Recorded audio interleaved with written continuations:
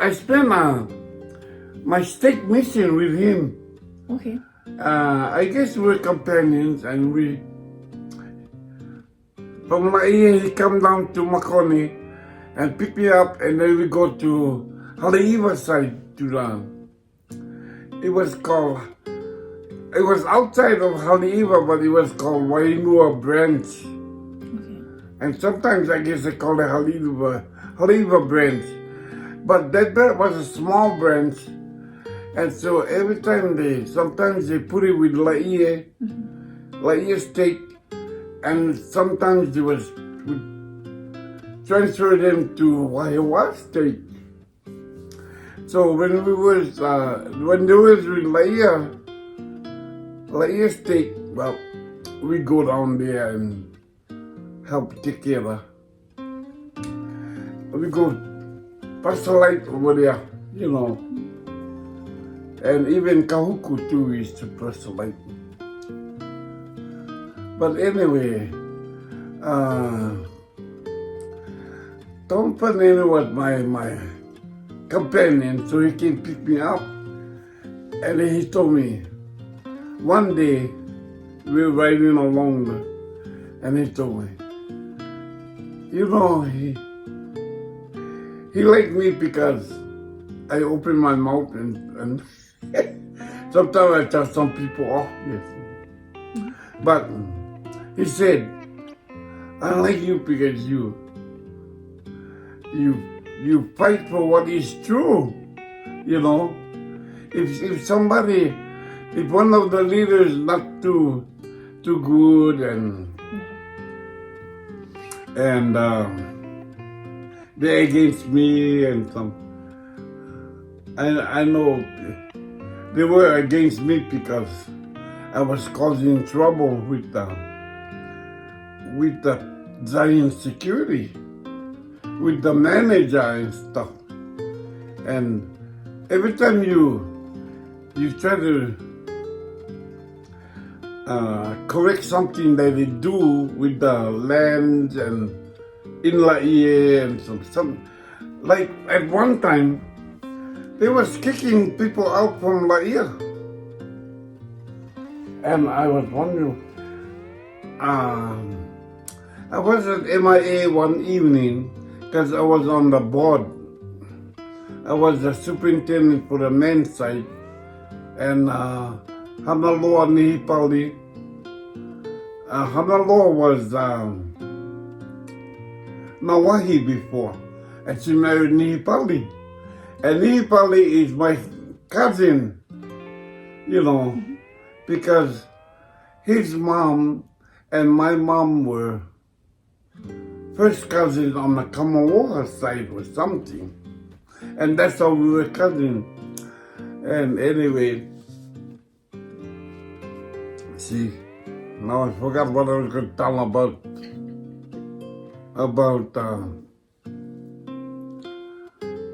but anyway, we're going to talk about Fanene, yeah? Well, there was two brothers. One was Tom, and the other one was Alema. I guess that was Alema. I don't know if his name was Elma or whatever from the Bible. I mean, from the Book of Mormon, whatever. And so the two brothers were nice. They mind their own business. But Tom, when he was raising up his kids, he had the boy that caused trouble in the community, you know. And, well, all the kids, even the daughter was older. Tom used to give them good licking, you know, and punch them and everything, and black eye or whatever, but that was before he went. They called him to go on a mission. But anyway, he was good on the mission. And then Anyway, he told me, he said, you know, you just like your, I'm named after William Kaipua Apukehau. And Tom told me one time, you just like your grandparent, William Kaipua was my mother's uncle, so that's my grand-uncle, I guess, yeah? And he was the one that raised the goats on Goat Island. I didn't know, and then, I don't know if Tom told me, but Tom remembered him because Tom is older than me, and they came from Samoa, I think. The first bunch came in 1926, so he came when he was young boy, and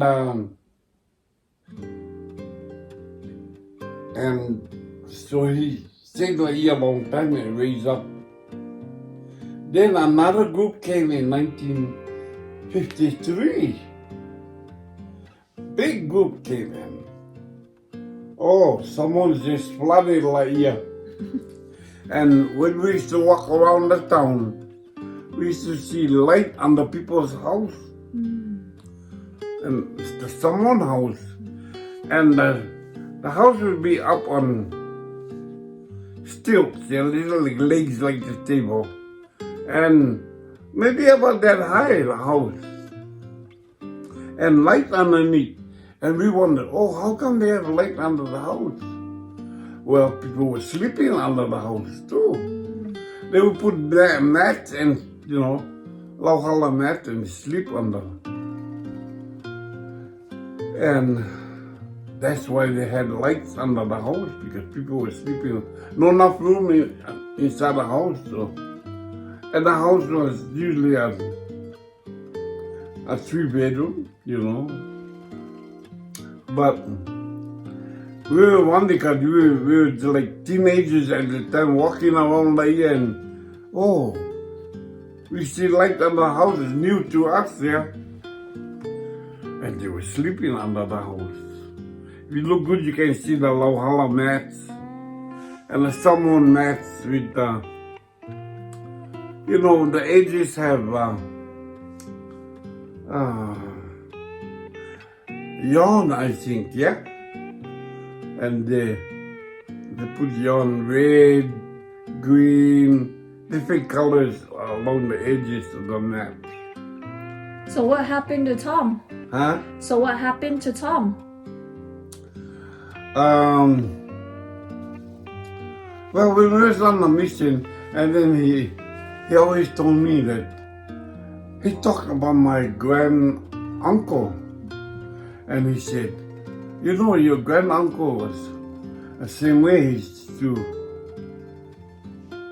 anything about the church, if he never agreed, he'd open his mouth and talk, But that's how I knew something about my older ancestors, yeah? And because all I know is my mother used to go help the uncle when he was younger. The owner go on the boat and take fresh water to water the goats on Goat Island. Then when he got older, he couldn't go every day, And my mom said he gave up raising the goats because he couldn't go every time and take fresh water. And then my mother got married at 15 and a half, so she was just teenager, when she got married. So when she got married, I guess she couldn't help the grand-uncle all the time. And So she said, the goats, if you don't give them water, how take fresh water to the island, they go and drink the you know, sometimes they go and they make sissy in the holes on by the reef, but the reef is high up, and then the low reef is the water, get water, but they go by the, and high up is where we collect the salt when the waves come and hit the rocks, and the waves, the spray go over and fill up the holes up here. Then when sunny days, it forms salt. And then maybe one day our salt on top. Then the rain come and the fresh water hit the salt. And then the layer of salt sink down. And then later on another layer on top, and then it rain again, sink down again. So when you go scoop up the salt, there's plenty of layers of salt underneath, you know. And, well, that's what we call Hawaii salt, because it's a salt right from the ocean. And then we have the rock salt that they sell in the store that is rough too, but it's not the real ocean salt. I think that comes from the mainland. They dig that in a salt mine, yeah, or something. The grain is different. But Korea used to send salt from Korea, sell in Hawaii, and it's same like the Hawaiian salt. And anyway, when you color the pig, they usually use the Hawaiian salt, you know. Well, you can use a box salt too, this, you know. To me, salt is salt. It doesn't matter. It's going to taste salty good.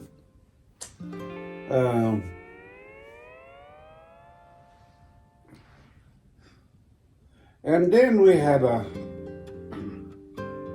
in the front of our yard, had one cement platform. Maybe small like this. Small platform. Then on one side had just like one cement sink, and then this deep, and then right next to it, like a double sink, yeah. And right next to the other one was deep down, and the one. We used to play around the cement before. And I told him, oh, how come this cement we and look, they have just like this one sink here and another sink, all cement. So my mom said, oh, this was an old fish market before. And they clean the fish over here in this shallow one. And the deep one, well, they had all the fish that they would catch and throw in there, and they had water in there, and the fish could swim around in there.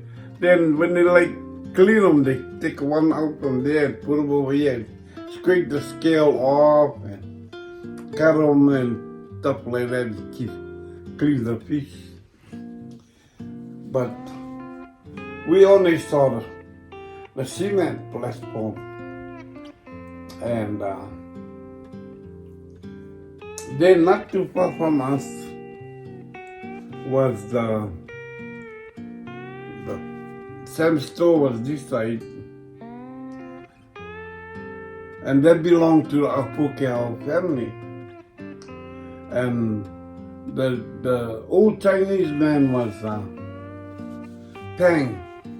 Mr. Pang, P-A-N-G, and his family. And they all stayed home and worked in the store, all the kids, and when they were teenagers. they all stay home with rice bag clothes.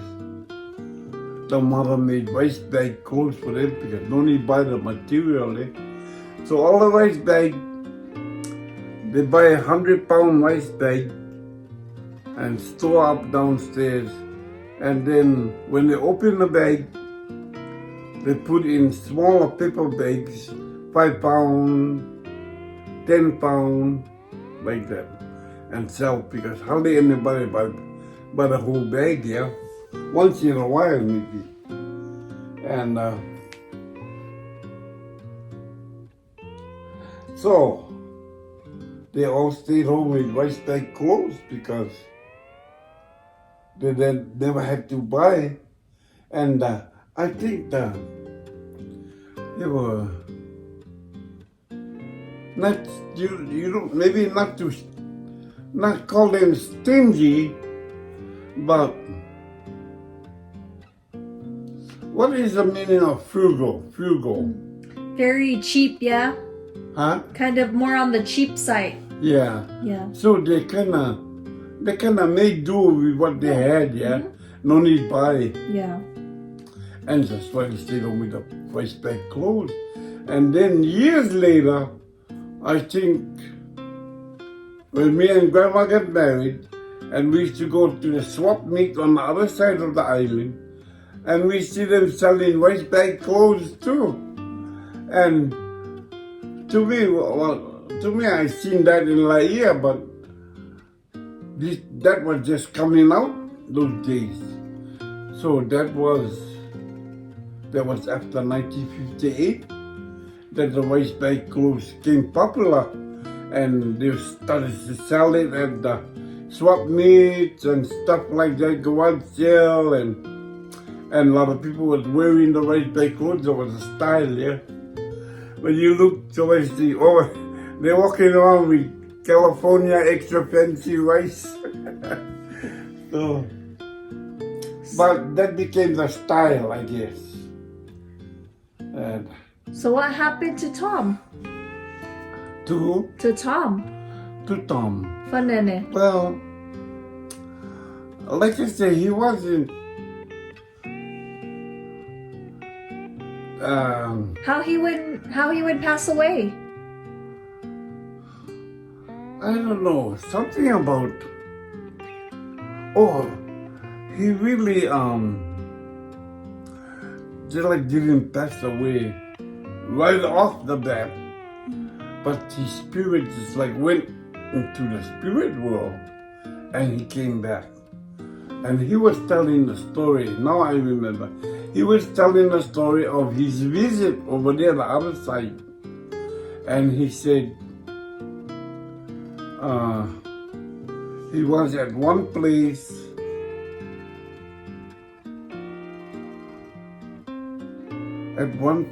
where everybody was taking a break or something. And then they said, just like they had to go back work.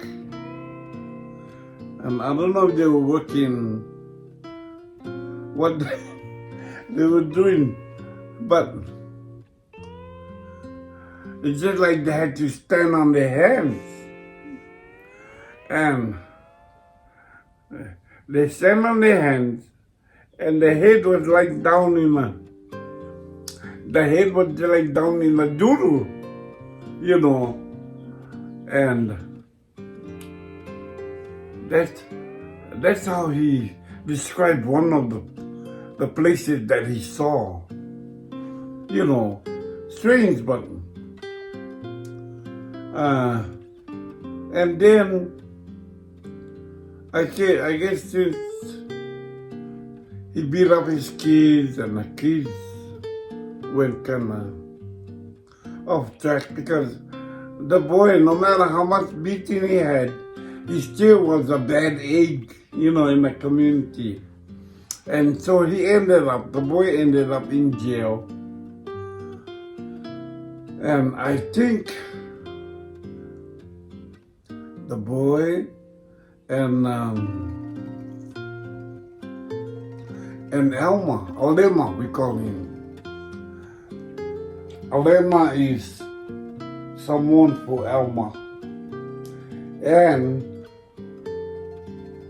Alema was Tom Fanene's wife.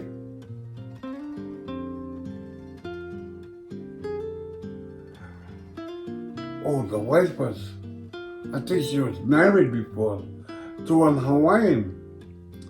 The name of the Hawaiian guy, last name was Adolfo. And we had Adolfo family in Bahia too. Same family. But this Adolfo, I don't know if he was married to Tom Fanene's wife before and had Alema. And at one time when I was still growing up, I don't know if it was in high school or I was in the service after. Alema was controlling the syndicate in Waikiki, you know. And when the PCC went on, first when strike, Don Watson had called Alema to come down because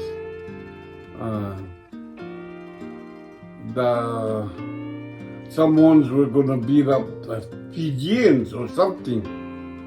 So she would call Alema because I guess she wanted protection from Alema to help. So his guys would be around and then would kind of police the place so that no big fight like that. So I heard Alema send two cars, two black limousines, the kind that the syndicate used to run around in. And they parked over there all the time during the strike. That's what I heard. Anyway.